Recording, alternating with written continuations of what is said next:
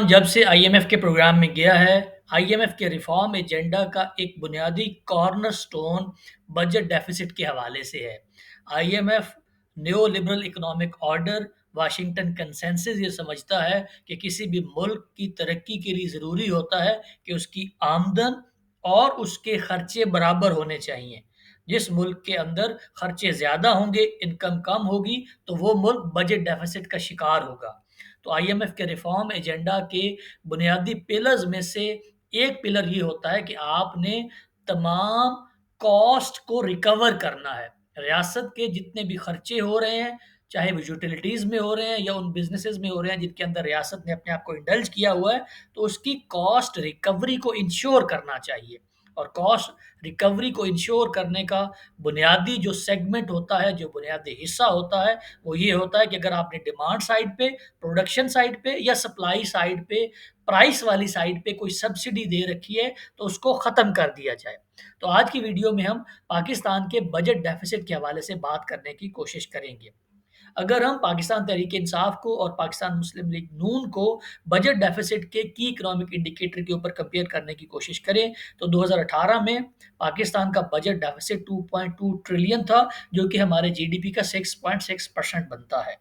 और पाकिस्तान तहरीक-ए-इंसाफ की दौर हुकूमत के मौजूदा माली साल तीनों का अब तक टैबुलेट हुआ है, वो 4.3 ट्रिलियन है, जो कि तकरीबन 5 ट्रिलियन तक एक्सपेक्टेड है कि इस मालियाती साल के अख्ताम पे पाकिस्तान का बजट डेफ़िसिट 5 ट्रिलियन का नंबर भी क्रॉस कर जाएगा, जो कि हमारे जीडीपी का 9.1% है। तो बज़ाहिर जो नंबर्स नज़र आ रहे हैं, इनमें पाकिस्तान तहरीक-ए-इंसाफ की हुकूमत ने पाकिस्तान मुस्लिम लीग नून के आखिरी साल के मुकाबले में बुरा परफ़ॉर्म किया है। जो फिस्कल पॉलिसी स्टेटमेंट है 2018-19 की, उसके हिसाब से भी जो 2017-18 में पाकिस्तान तहरीक-ए-इंसाफ की दौर हुकूमत में आने से पहले मुस्लिम लीग नून का आखिरी साल था, उसमें 6.6% हमारा फिस्कल डेफिसिट या बजट डेफिसिट था। तो फिस्कल डेफिसिट या बजट डेफिसिट का बुनियादी तौर पे मकसद ये होता है, इसका मतलब ये होता है कि अगर आपके एक्सपेंसेस ज़्यादा हैं और आपकी इनकम कम है, तो ज़रूरी ये है मेरे ख़्याल में कि बजट डेफ़िसिट को एक और एंगल से भी देखने की ज़रूरत है। और वो ज़रूरत ये इसलिए है कि क्या बजट डेफ़िसिट हमेशा बुरा होता है? तो मेरी राय इसमें थोड़ी-सी मुख्तलिफ इस तरह से है कि मैं आपको एक छोटा-सा एक टेस्ट करने के लिए कहता हूँ कि अगर बजट डेफ़िसिट बुरा है, तो अगर दुनिया की 50 बेहतरीन इकोनॉमीज़, 50 सबसे बड़ी इकोनॉमीज़ का डाटा अगर आप निकाल के देखें, तो तमाम 50 बड़ी इकोनॉमीज़ का बजट डेफ़िसिट है। तो ये कैसे मुमकिन है कि अमेरिका हो, जर्मनी हो, फ्रांस हो, सऊदी अरब हो, कतर हो, चाइना हो, किसी भी ग्लोबल इकोनॉमिक जायंट का अगर आप बजट उठा के देखेंगे, तो तमाम का बजट डेफ़िसिट में होगा। तो अगर तो बजट डेफ़िसिट अलोन कंसीडर किया जाए किसी भी मुल्क की इकोनॉमिक प्रॉस्पेरिटी को मेजर करने के लिए, तो सिर्फ बजट डेफिसिट को देख के आप कोई भी राय कायम नहीं कर पाएंगे। जैसे पहले कई दफ़ा अर्ज किया है कि इकोनॉमी और मईशत मुख्तलिफ वेरिएबल से मिल के बनती है। उन तमाम वेरिएबल्स को जब तक आप पर्सपेक्टिव में नहीं रखेंगे, तो आप कोई अच्छी राय नहीं कायम कर पाएंगे। तो अर्ज़ ये है कि किसी भी मुल्क के लिए बजट का डेफ़िसिट होना कोई भी बुरा इकोनॉमिक इंडिकेटर नहीं होता। उसकी वजह क्या है? जैसे मैंने जीडीपी की फ़ॉर्मेशन वाले वीडियो में अर्ज़ किया था कि अगर हम जीडीपी की फ़ॉर्मेशन देखें, तो उसमें 40% जो जीडीपी फ़ॉर्म होता है, जो बनता है, वो गवर्नमेंट की इन्वेस्टमेंट और गवर्नमेंट की स्पेंडिंग से बनता है। तो जब भी गवर्नमेंट ज़्यादा स्पेंड करती है, ज़्यादा इन्वेस्ट करती है, तो उसके पॉजिटिव इम्पैक्ट्स पड़ते हैं किसी भी इकोनॉमिक लेआउट के ऊपर। और डेवलपमेंट इकोनॉमिक्स में एक फार्मूला इस्तेमाल किया जाता है, एक लॉन्ग हेल्ड बिलीफ है कि गवर्नमेंट का स्पेंड किया हुआ 1 रुपया उस मुल्क के ऊपर इकोनॉमिक सेंस के अंदर 80 रुपए का इम्पैक्ट डालेगा, जो कि मल्टीप्लायर इम्पैक्ट की वजह से उस मुल्क की प्रॉस्पेरिटी के लिए बायस बन सकता है और उसकी वजह बन सकता है। तो बजट डेफिसिट के हवाले से जो बात समझने की है, जो बुनियादी बात है, वो ये है कि मुल्क के हवाले से, मुल्क की मईशत के हवाले से हम इसको कंपेयर नहीं कर सकते किसी भी इनफरादी बंदे की मईशत के हवाले से। मिसाल के तौर पे किसी भी बंदे के लिए, किसी भी इंडिविजुअल के लिए अगर उसकी इनकम कम है और उसका जो खर्चा है वो ज़्यादा है, तो ये एक इन्फरादी लेवल पे बुरा इकोनॉमिक इंडिकेटर है।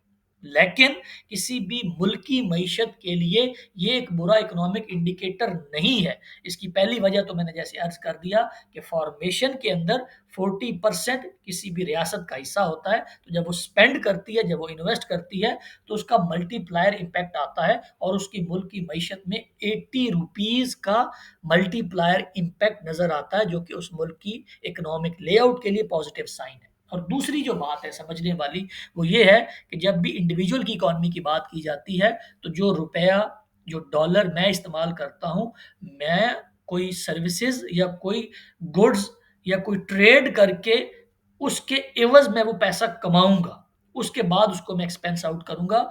तो जो यूनिट ऑफ मेजरमेंट है, जो यूनिट ऑफ एक्सपेंस है, जो करेंसी है, उसके ऊपर इंडिविजुअल का इनफरादी सतह पे मेरा कोई कंट्रोल नहीं है। तो मेरे लिए वो ₹500, वो ₹1000, वो $1 कमा के एक्सपेंस करना बिल्कुल एक डिफरेंट फिनोमेना है, जब भी किसी रियासत के एक्सपेंस की बात की जाएगी। बात थोड़ी-सी टेक्निकल है, समझने की कोशिश करें कि रियासत तो उस रुपए की गार्डियन है।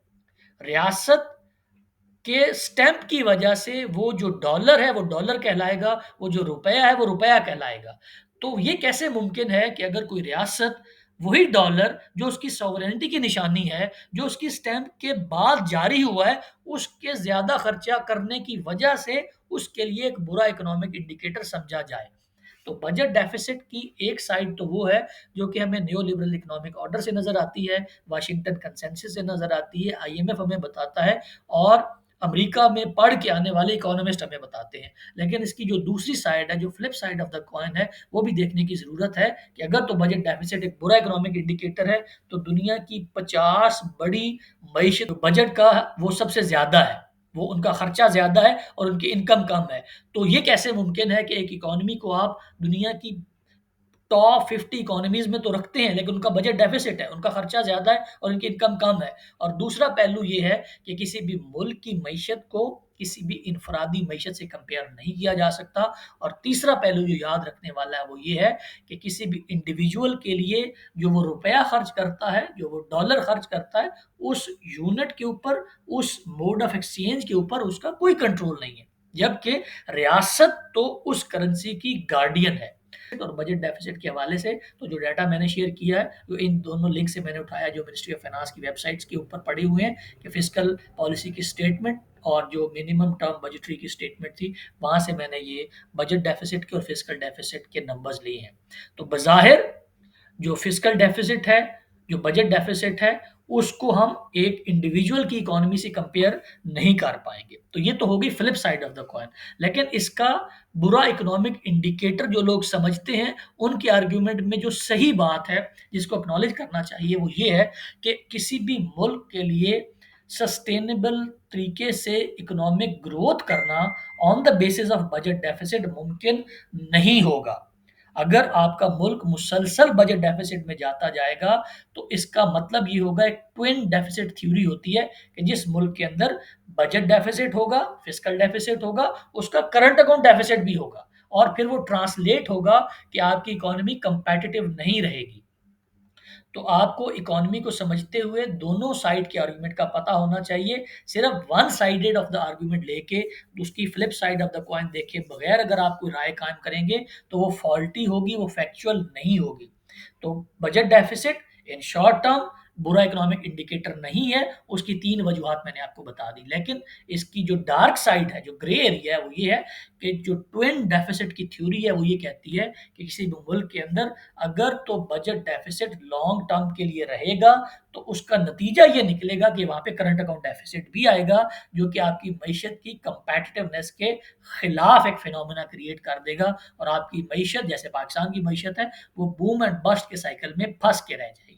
तो बजट डेफिसिट के हवाले से और फिस्कल डेफिसिट के हवाले से इन चंद गुज़ारिशात के बारे में अगर आपका कोई फीडबैक हो, कोई एतराज़ हो, तो ज़रूर आगाह कीजिएगा। Thank you so much.